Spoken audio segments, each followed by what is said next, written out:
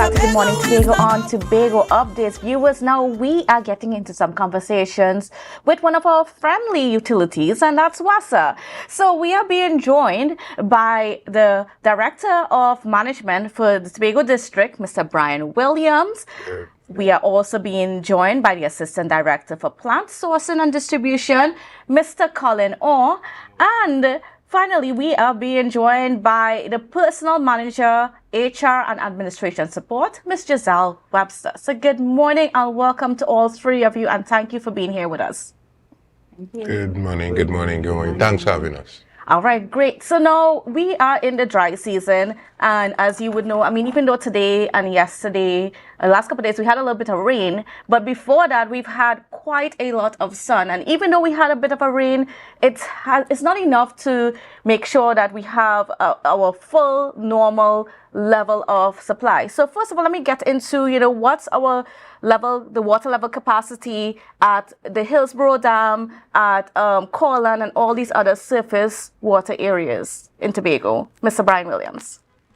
Pleasant good morning, Kandace. Pleasant good morning to Tobago, Trinidad and Tobago, and the wider viewing public. Thank you for having us. And let me just take a little liberty before jumping into the very pointed question to just sensitize everybody to the need in the times that we are now experiencing to conserve all the resource and our access and our utilization.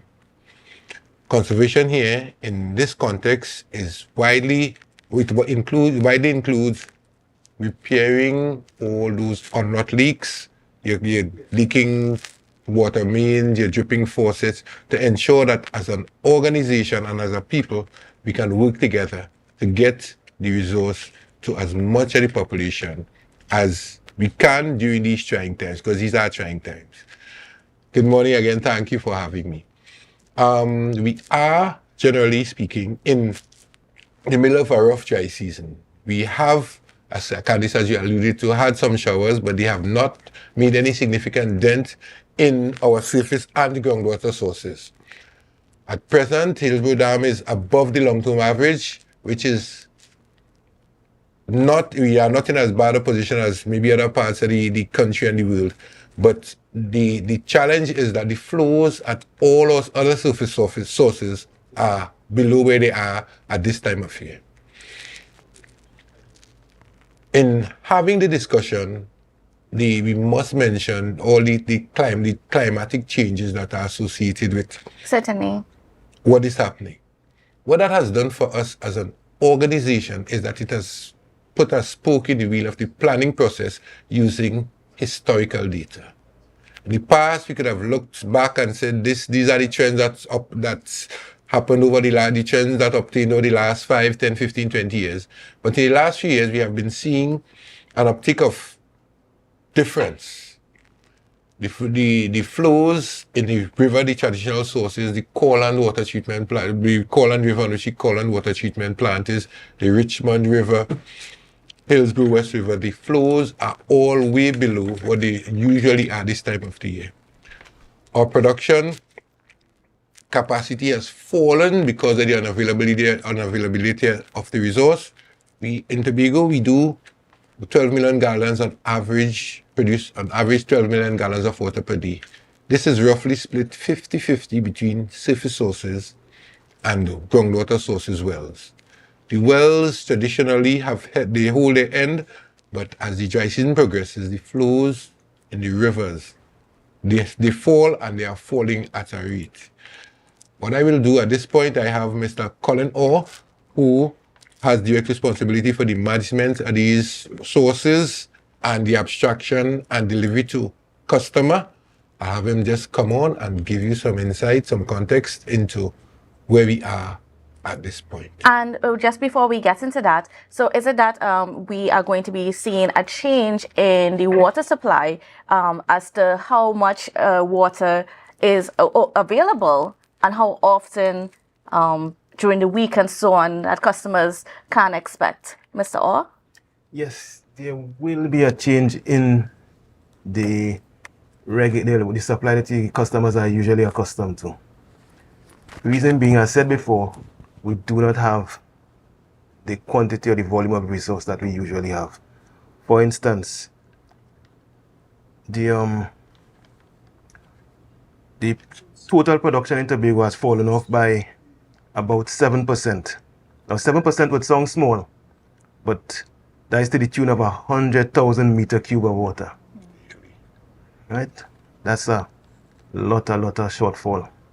So, as such, we are forced to revise the regular water schedule to allow for a more even distribution, so everybody, every person, every household can have access to the necessary water required for their day-to-day living.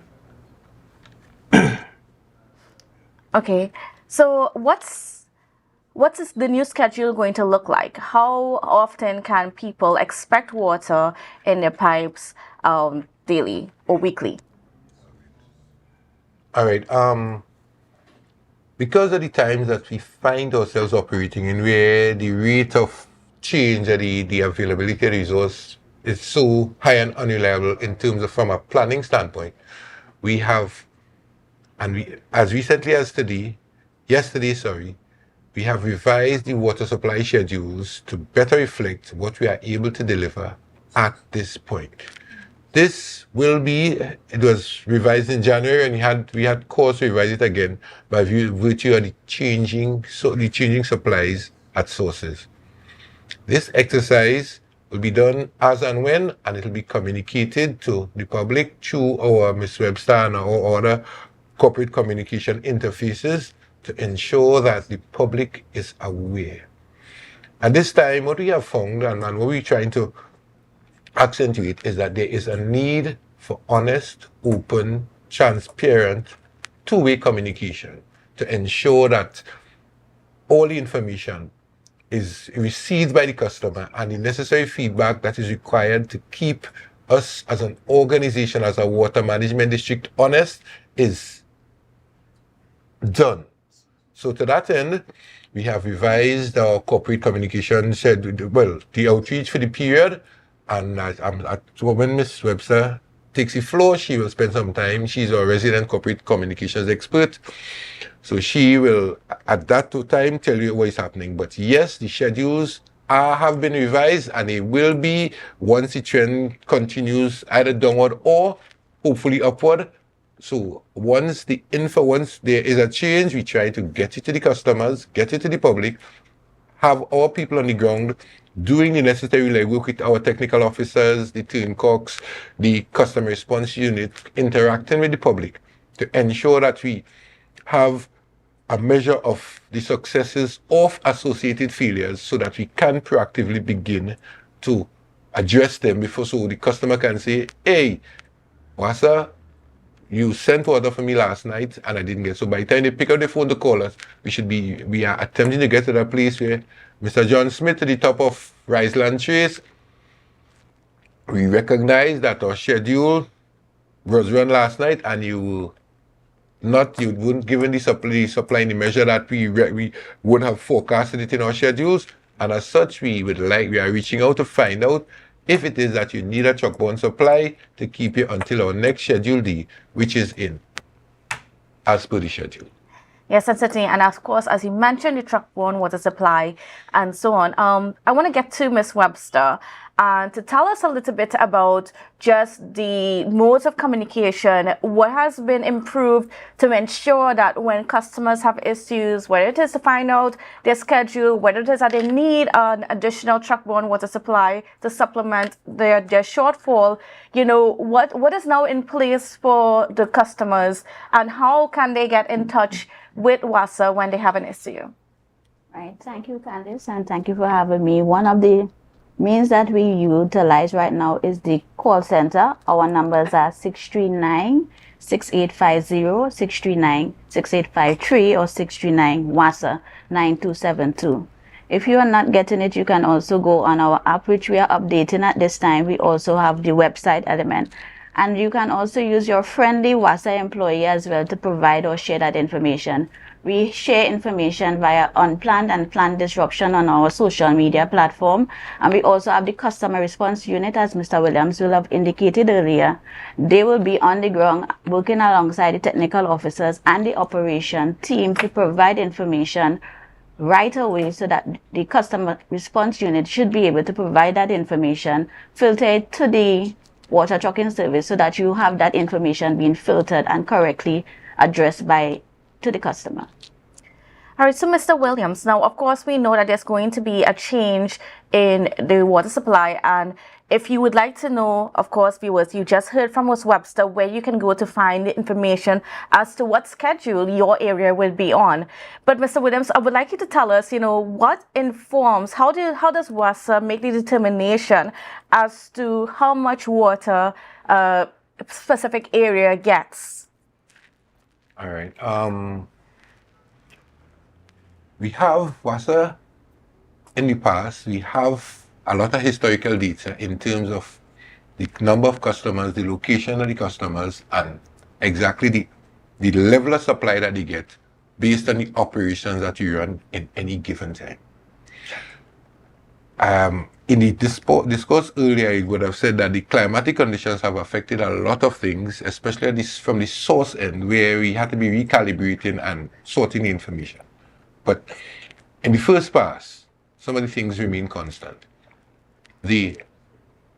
Our supply schedules are developed based on the historical need, and the people on the ground, the technical officers, the systems people, the network optimization people, the customer response unit, they monitor the schedules so that we have a real-time information as to how successful, how much of a failure the schedules. So, for example, the schedules were modified in January. But based on the challenges that we are seeing with the dwindling resource on the outside, a decision was taken that the schedules in their existing form are not able to maintain the levels of services that we have committed to the customer. As such, they have been revisited. So it's a big feedback loop that is driven by, first and foremost, collecting data associated with an existing schedule,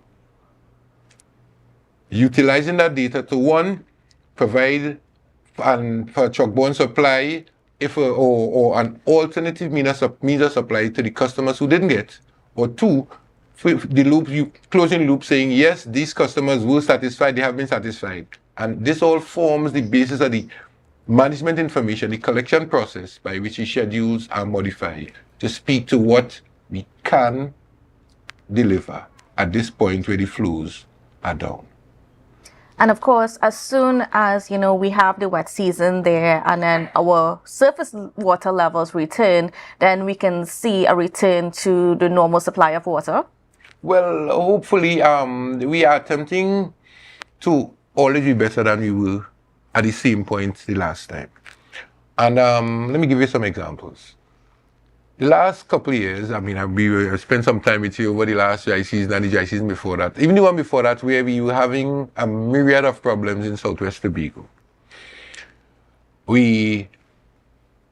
There is a wells development program, which we spend some time, we focus on Tobago, focus on some of the needs, did a needs assessment, and in large, the challenges that existed during the festive and the heavy occupancy periods in Tobago, especially in Southwest, have diminished to the point where they are no longer a challenge that they were a couple of years ago.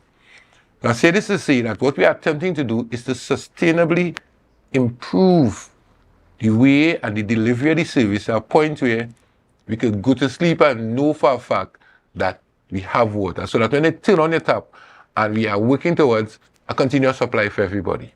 So when they turn on your pipe and they don't have water, that would be the exception, rather than, oh, today is not my schedule. So the organization, in the first part, yes, to answer your question, we are, and the modification of the schedules will involve and include the periods when the supply improves, not just when it falls away, but when the rains come and the flows step to go back to where they were, or even better, the OB as an organization, as a water management district, will ensure that we provide the necessary information to the customers. The rains are here, the schedules, will be back to where they were, and we publish them, and we still monitor, manage, maintain with the expectation that you, the customer, will provide all the necessary feedback that we require to want to make sure that the level of service that we deliver is in keeping with our mandate, and that you are informed and satisfied. I hope that answers the question. Yes. And Mr. Orr, what can you tell us about just how things have changed in the last few years in terms of the weather and its effect on the water supply, and even what's being predicted for this year in terms of like how long can we expect this dry spell to last, and how long before we can expect our water sources to be up to a relatively normal level? Well, traditionally the dry season usually runs from January to June. But in recent years, over the past 5 years or so, we have seen so many different variations in that pattern. Sometimes it went shorter, but for the most times it ran a bit longer. So even August up to September, we were still experiencing dry spells. So with the data we have presently, it's very difficult to predict the change in trends. However, generally we have seen a decline in the availability of water. So to say that we're having less rain. Right? So it's very, very difficult to predict at this moment. Probably in the next 10 years or so, when we gather more data, we'll be more able to make more accurate predictions. And Ms. Webster, have you seen or have you heard what's the level of complaints that we've gotten from the public in terms of, how many people do we see on an average getting to that point where they do need additional supply, or they're reaching out saying that, there are problems in their area for water? Right, so most times we have that where we have planned and unplanned disruptions. And what we do, we have the operations team as well as the water trucking sections on standby to provide that necessary support, and also using back the same customer response using to provide feedback to ensure that customers do in fact receive the supply via the water trucking. And when the supply is resumed, we also make contacts with the relevant customers as well. All right, great. So, WASA has you covered in essence, despite the challenges with water and so on. But Mr. Williams, I want also to talk about conservation efforts from our part as customers, because we have to be very mindful that we're not in a period of abundant water, and water is a precious resource, and we need to be very mindful in the way that we use it. What are some tips that our customers should be aware of during this period to ensure that we have a better supply of water for all? There are some things that stick out. This is Ms. Webster's area 40, but notwithstanding, I will try to do it some justice, and I'm sure that she will provide the filler as and Certainly. when once I do fall short. But she grilled me very extensively. We had a session in the office last night. So getting to the meat of the matter, the biggest concern in terms of the customer support in conservation to me has been and continues to be overflowing tanks. Even now, you see the tanks, the people take out the ball valves, they give you advanced all kind of arguments. Well, it's full fast. The point is, it causes a challenge on a number of fronts. So let me just stay with that for 2 minutes and articulate exactly where the challenges are. The first challenge is that the overflow wastewater on the customer side.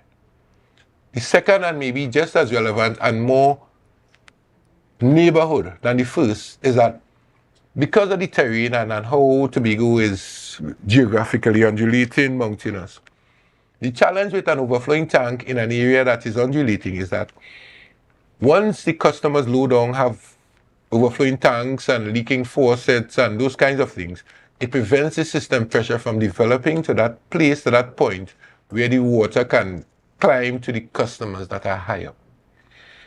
So I started there so that you understand that your actions or inactions in dealing with an overflowing tank not only affects our ability to provide water to you and to Tobago at large, it prevents your neighbors who are high up the street from developing the pressures and the flows that they need to access the resource.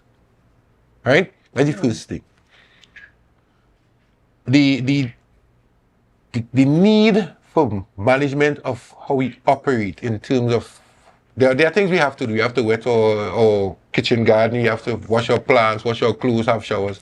But I think it requires that we look internally at some of these processes. For example, doing your garden wetting with a bucket instead of a hose. Using a bucket instead of a hose to wash down the 4 family cars. It is important that the little things, because it is a cumulative kind of effect where once the number of people who are attempting to be different reaches and surpasses the critical mass, the benefit is for all of us as a people. So I just want to spend, matter of fact, Ms. Webster, a little later in her submission, will speak to you about our conservation theme, but I would just like to preface it by saying it is important that we look inward and deal with the things that represent wastage and by association unavailability to someone else or even to you as a customer when the water goes. Finally, as far as that goes, I want to just say, and I'll give you an example to speak to what I'm saying. A lady came into my office maybe about 2 weeks ago, an elderly lady, and she said, well, Mr. Williams, I have a little problem. My galvanized line in there are leaking, and I just feel so badly that, and we, in attempting to be responsible corporate citizens and all the other good stuff, we would have dispatched some people from the inside to provide some support to her in getting the line repaired. It is not a service that as an organization we provide, but we are committed to, wherever possible, working with customers to ensure that any support that we can provide that doesn't hamper or hinder or daily operations which are geared at making the service better, we try to provide that level of support. Right? All right. And Ms. Webster, give us an idea of some of the other things that customers need to be aware of during this dry season. Right. So the theme for this year is Conserve Today, Secure Tomorrow. And that in itself basically gives us an idea that we have to conserve at home and at work and at school. So we usually share this message with our children when we do our school outreaches and our community outreaches. If you wet your lawn or you use your vehicle, use a bucket instead of a hose, that basically wastes at least 15 to 20 gallons of water. That can basically, you can basically have a shower for 4 or 5 persons. So always have that mindset in mind, as Mr. Williams would have indicated, that is accumulative over time. You have the tanks, overflowing tanks. That is 15 to 20 gallons of water where you have wastage happening. So we try to provide practical ways that you waste water and basically share that information. You will need about 5 to 7 gallons of water roughly to have a shower. And when you think about the wastage by using those other initiatives or those other activities like the washing of the car with the hose, have your leaking faucets, think about how it impacts your household and also how it impacts your neighborhood as well. And we also encourage persons to report leaks as well. Reporting leaks help us as we do the weed conservation business. All right, great. So now I guess we're getting ready to wrap this morning. But before we go, is there anything else that you would like the public to know from any one of you three before we go this morning? I just want to close by saying to you that as an organization, we would have beaten the conservation aspect of it pretty heavily, pretty badly. And I just wanted to share in closing some of the things, the initiatives that we have embarked on in terms of sustainably increasing and improving the levels of service to us, the residents of Tobago. There are a number of initiatives. As you are aware, we would have done a training in the Goldsboro water treatment plant, which should provide 2 million gallons of water. That's to the public. That process the construction is officially expected to begin mid-April.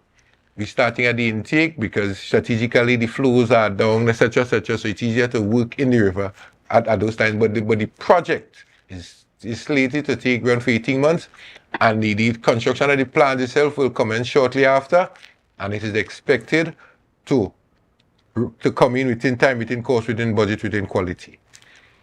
The second initiative that we have is that we are actively pursuing a wells development program across Trinidad and Tobago. And as recently as the weekend before the last, people from the organization at that level down in Trinidad were here looking at the possibilities of the expansion of the wells development program.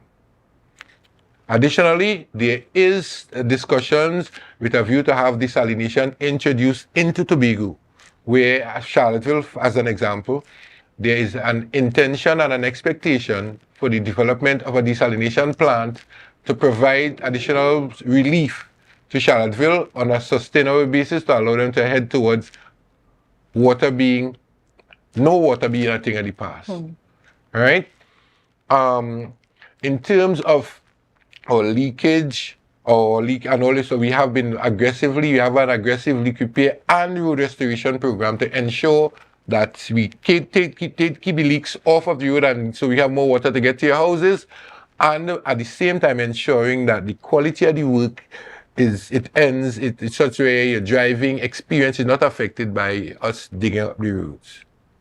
Finally, we are working to ensure the the reliability and the optimization of our production sources. So we are doing work at the Hillsborough Dam, the Colin water treatment plants, the various wells we have to ensure that they are operating within the design parameters to ensure that we optimize their operation, and by in so doing, ensuring that we optimize the available water that these things can produce in getting them to you, the customer. And I don't want to belabor the issue, but remember that we have, as an organization, as a people, as citizens of the Republic, as citizens of Tobago, to continue working together to ensure that we conserve today so that we have some for tomorrow. Thank you. Certainly. And, before we go, I just want to get from Ms. Webster just how you can get in contact with WASA if you have questions as to what your change in schedule is, as if you must want to get some additional truck-borne supply of water. So Ms. Webster, just remind our viewers of how they can get that information. Sure, thank you. You can call 639-6850, 639-6853, 639-9272. That's WASA. And we also encourage that you update your customer service accounts and give us your email so that we can provide that information for you as well. It's also on our social media web pages, which is Facebook and Instagram. And we also have our website as well, where you can get your updates, planned interruptions, unplanned interruptions. All right, great. So viewers, there you have it, all the information you need so that you could stay on top of the game. And then you also know how to adjust yourself to ensure that you could have a continuous supply of water to make sure what you could get your tanks filled and all that sort of thing. But most importantly, you need to conserve water as much as possible. We are in a dry season, and it's just the nature of the world that we live in right now. We can't change things, but we can adjust to ensure that we can still live comfortably. So I want to thank you to the team from WASA, Mr. Williams, Mr. Orr, Ms. Webster, for being on with us. And viewers, I hope you have a safe and wonderful day, and we will see you again tomorrow. It's a brand new morning, rise up to a brand new dawn, and as the passion starts.